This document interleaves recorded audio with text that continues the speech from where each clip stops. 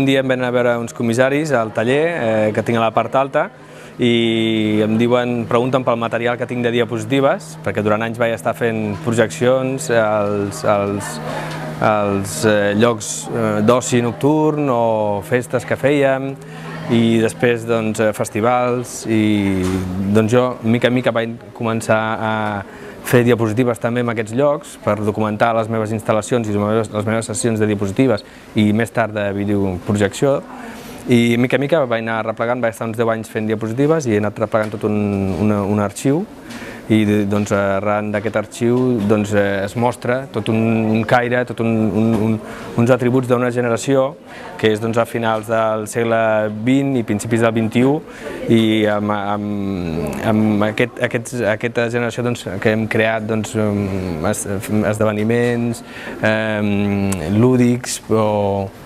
amb un caire on l'art hi està molt present, ja sigui amb instal·lacions, com per exemple aquest Chillout, o videoprojeccions o projeccions de diapositives. I després també, a part d'aquest arxiu que tinc de festes, també hi ha representat tota la part meva de gestió cultural, on fem una relectura dels esdeveniments tradicionals, i com per exemple hi ha representada la baixada del Pajarito, la primera, que vam baixar amb esquís pel damunt del Cau, el 2005,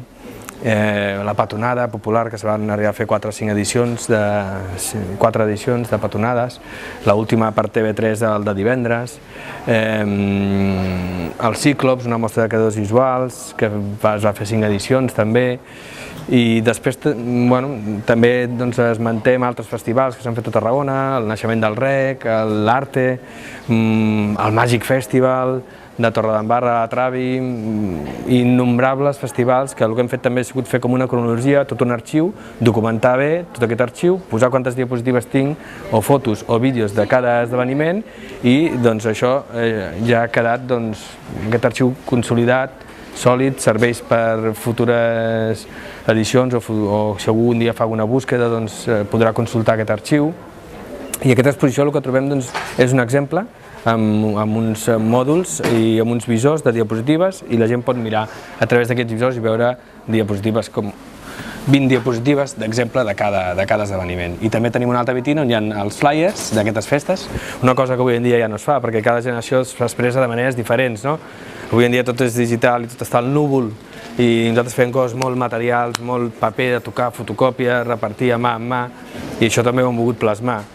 També hi ha tot un repàs dels diferents suports, començant pel vídeo Hike 8, que es gravava amb Handycam en uns casets grans, després ja va vindre el DV, abans el VHS, i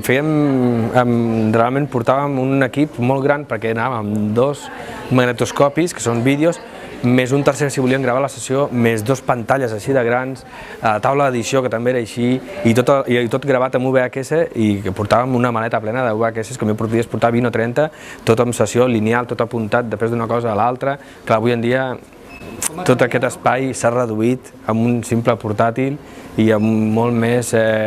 ràpid l'accés, ja no és lineal, i no tens que avançar per arribar al frame de què vols, i això ha canviat molt. Clar, després també veus tot el que has acumulat, i també a vegades és com una llosa, tot aquest pes, que sempre necessites lloc per ordenar, lloc i temps per ordenar, i avui en dia tot ho tenim molt més comprimit, però també és més fàcil després perdre-ho. Jo penso que estem en una etapa una mica decadent, però penso que mica en mica anirem recuperant aquest esperit, i sobretot aquesta mostra el que vol és això, recordar i ensenyar a les noves generacions què es feia, perquè realment avui per exemple m'han preguntat què té a veure això amb la música, un chill-out amb la música. Vull dir, Déu-n'hi-do, i no m'ho estic inventant, ens hem quedat així, doncs més val que vinguin a l'exposició, ho mirin i que comencem a dir coses. Els meus projectes actuals, doncs mira, realment estic fent exposicions, perquè d'obra no es ven i estàs fent exposicions, però que després acabes treballant per l'exposició i és una llàstima que no es ven obra. Estic amb artista a l'escola i que promociona el taller de llum, i llavors estic al Saavedra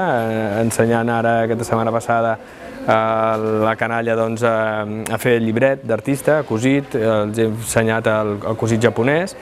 i fa poc vaig estar també a transmissions pintant paraules als terrats amb els veïns de Parc Riu Clar. I bé, després professionalment, clar, en el meu àmbit no hi ha feina d'això. La veritat que tu produeixes la teva obra, però estem potser en un temps una mica d'impàs, no?